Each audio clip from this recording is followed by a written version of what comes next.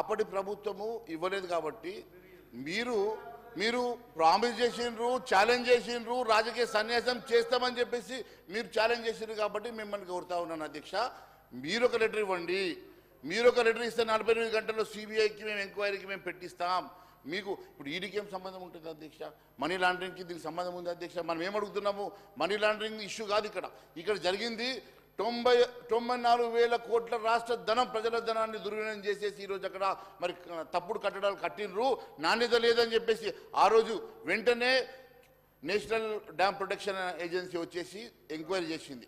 Enquiry చేసేసి quality లేదని చెప్పింది, దీంట్లో క్వాలిటీ ఆఫ్ ద వర్క్ బాగాలేదని చెప్పింది, మరి డ్యామ్ సేఫ్టీ లేదని చెప్పింది. డ్యామ్ సేఫ్టీ అథారిటీ వచ్చి చెప్పింది, నేషనల్ డ్యామ్ సేఫ్టీ అథారిటీ వచ్చి చెప్పింది.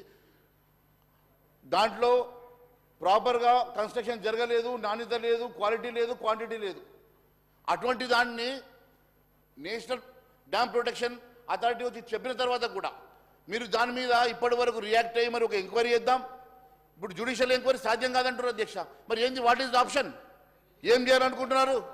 ఏం చేద్దామనుకుంటారు? రాష్ట్ర ఏజెన్సీతో పెట్టుకొని మీ కంట్రోల్లో పెట్టుకొని రాష్ట్ర ఏజెన్సీతోటి కేవలం మళ్ళీ టైంపాస్ చేసేయడమో లేకుంటే వారిని బ్లాక్మెయిల్ చేయడం తప్ప మీకు నిజంగా చిత్తశుద్ధి ఉంటే ఆ రోజు ముఖ్యమంత్రి గారు అన్నారు అధ్యక్ష, నేనండే ముఖ్యమంత్రి, ఈరోజు ముఖ్యమంత్రి హోదాలు ఉండి ఆ రోజు పిసిసి అధ్యక్షుడైన రేవంత్ రెడ్డి గారు చాలా స్పష్టంగా నేను ప్రూవ్ చేస్తాను, సిబిఐకి ఇవ్వండి లేకుంటే రాజకీయ సన్యాసం చేస్తాడు కదా.